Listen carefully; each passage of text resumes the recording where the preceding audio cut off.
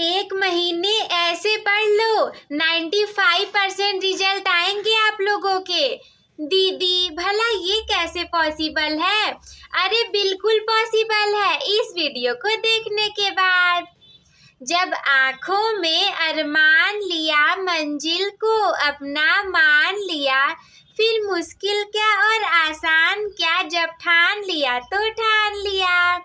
Hello my dear lovely students, welcome back to my channel smart student with Shraddha में मैं आप सभी का भरपूर स्वागत करती हूँ। तो आज के इस वीडियो में मैं आप लोग के लिए बताने वाली हूँ कि अगर अभी तक आप लोगों ने कुछ नहीं पढ़ा तो एक महीने की तैयारी कैसे करनी है, जिससे कि आपके रिजल्ट काफ़ी अच्छे खासे आ जाएंगे, मतलब कि 90% प्लस भी आ सकते हैं। तो चलिए फटाफट से बिना देर करते हुए आज के इस वीडियो को शुरू करते हैं।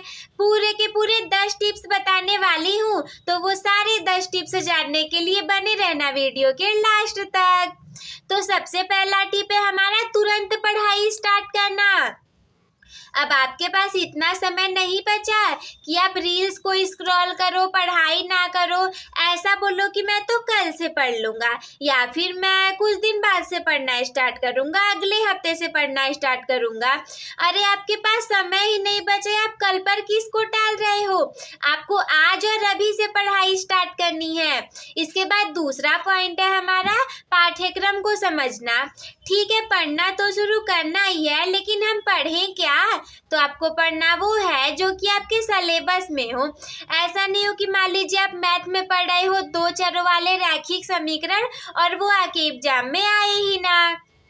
तो आपको क्या करना है कि सिलेबस की जानकारी बिल्कुल अच्छे से ले लेनी है। सिलेबस पता रहेगा, पढ़ाई करोगे, दावे के साथ कह सकती हूँ 90% तक रिजल्ट लेकर के आओगे। और आपकी दीदी है ना आपके साथ, चिंता करने की बिल्कुल भी बात नहीं है।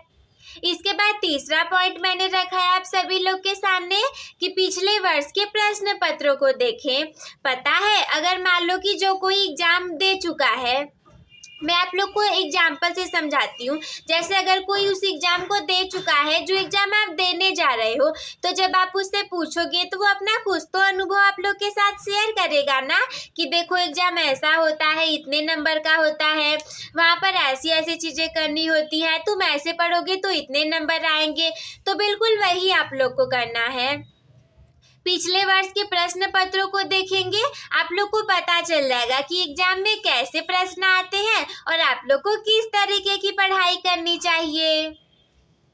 इसके बाद चौथा पॉइंट है आप सभी लोगों के सामने नोट्स को बनाना।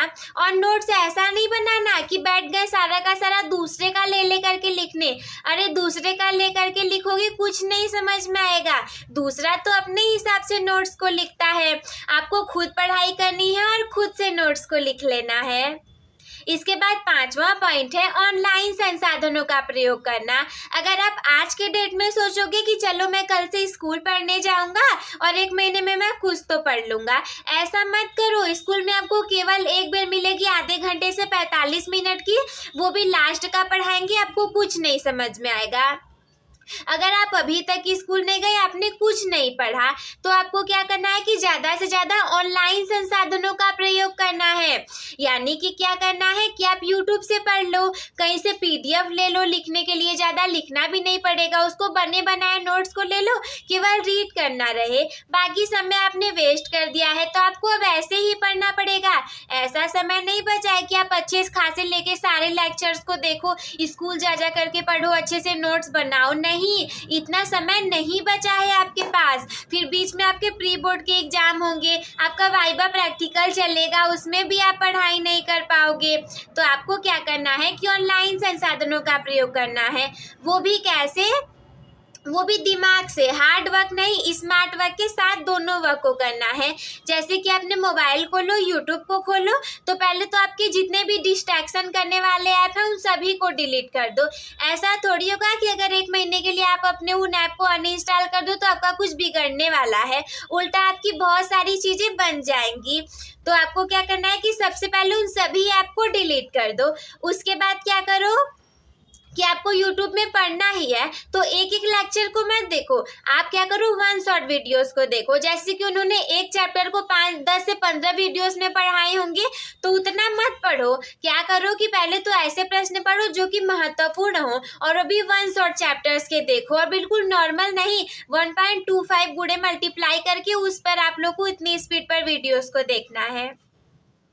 इसके बाद छठवां पॉइंट है आप सभी लोग के सामने महत्वपूर्ण विषयों पर ध्यान देना। नॉर्मल विषयों को लेकर के चलोगे तो नंबर बहुत ज़्यादा नहीं आने वाले, इंपॉर्टेंट सब्जेक्ट को लेकर के चलो। इंपॉर्टेंट सब्जेक्ट जैसे कि आपका मैथ हो गया, साइंस हो गया, इन सारी चीज़ों को अच्छे से रीड करो और वो भी ऐसे पढ़ो कि अगर ऐसा पढ़ने की कोशिश करो कि एक बार में समझ में आ जाए। पूरा दिमाग लगा करके पढ़ो, आपके पास इतना टाइम नहीं बचा है कि आप टाइम को वेस्ट कर सको और एक चीज को 3 से 4 बार पढ़ सको। उसके बाद अगला पॉइंट है हमारा 7वां वाला, पोमोडोरो तकनीक का प्रयोग करना। पोमोडोरो तकनीक क्या है? 25 मिनट पढ़ना और 5 मिनट रेस्ट करना। पहले तो आपकी आदत नहीं है इतनी ज़्यादा पढ़ने की, आप सोचोगे समय कम है, मैं सारी चीज़ें फटाफट से पढ़ लेता हूँ, सारे चैप्टर्स पढ़ लेता हूँ, तो ऐसे नहीं हो पाएगा। आप क्या करो कि 25 मिनट पढ़ाई करो, 5 से 10 मिनट आराम कर लो, लेकिन ख्याल इस बात का रखना कि वो आपका आराम कहीं आधे से 1 घंटे में ना तब्दील हो जाए। जैसे कि आराम में आप टीवी देखने मत बैठ जाओ कि आराम करना है 5 मिनट तो 5 मिनट के लिए मैं टीवी देखने के लिए बैठूं और कोई सीरियल देखने लगे, कोई मूवी देखने लगे, 2 घंटा चला गया, 45 मिनट चला गया, 1 घंटे चला गया। ऐसा नहीं करना है आप लोग को। इसके बाद अगला 8वां पॉइंट है आप लोग के सामने, माइंड मैप को बना करके पढ़ना। माइंड मैप से आप छोटी छोटी चीजें बना करके पढ़ोगे, अच्छे खासे नोट्स बनाओगे, अच्छे मार्क्स आएंगे एग्जाम में। इसके बाद अगला 9वां पॉइंट है आप लोग के सामने, समूह में अध्ययन को करना, यानी कि ग्रुप स्टडी करना। जैसे मान लो आपने हिस्ट्री के नोट्स बना लिए, 4-5 लोग का ग्रुप बनाओ कि हम लोग ऐसे पढ़ेंगे। किसी फ्रेंड को बोल दो मैथ का नोट्स बना ले, किसी को बोल दो हिंदी के नोट्स बना ले, तो ऐसे 6 लोग 6 सब्जेक्ट का नोट्स बनाओ और आपस में बांट लो। तो ऐसे कितनी अच्छी पढ़ाई हो जाएगी, जल्दी जल्दी से सब कुछ कवर भी हो जाएगा। इसके बाद 10वां पॉइंट है सबसे आखिरी पॉइंट, अपने मानसिक स्वास्थ्य का ध्यान रखना। ऐसा ना हो, याद रखो दुनिया का कोई भी एग्जाम आपकी जिंदगी और आपकी खुशी से बड़ा नहीं है। क्या ही हो जाएगा अगर आपके थोड़े से कम मार्क्स आ जाएंगे तो ठीक है, ट्राई करो कि बहुत ज़्यादा आए, लेकिन अगर नहीं आए तो फ्रस्ट्रेट नहीं होना, चिंता नहीं करना, अपने मानसिक स्वास्थ्य का ख्याल रखना है। सोचो कि 1 महीने में पढ़ करके आप बहुत ज़्यादा तो नहीं ला पाओगे, लेकिन हाँ जितने मार्क्स आएंगे उतने बहुत अच्छे आएंगे। और मैंने पहले ही बता दिया कि आपकी खुशियों और आपके जीवन से बढ़ करके दुनिया का कोई भी एग्जाम नहीं है। तो ऐसा नहीं होना कि बहुत ज़्यादा चिंता करने लगे, चिंता मत करना, खुले दिमाग से पढ़ना, अच्छे से सब कुछ कवर कर लोगे। तो आई होप कि आप सभी लोगों को ये सब कुछ समझ में आ गया होगा। तो अपने टॉपर बनने की जर्नी एक टॉपर के साथ शुरू करने के लिए चैनल को सब्सक्राइब करना ना भूलें। आज के इस वीडियो को लाइक कर दीजिएगा ताकि मैं ऐसी ही इंफॉर्मेटिव वीडियोस आप लोग के लिए लाती रहूं। और अगर कोई भी डाउट मन में हो तो हमसे कमेंट बॉक्स में पूछ लीजिएगा। अपने दोस्तों के साथ भी इस वीडियोस को शेयर कर दीजिएगा। कहते हैं ना कि विद्या बांटने से बढ़ती है। वीडियो देखने के लिए धन्यवाद। Love you all.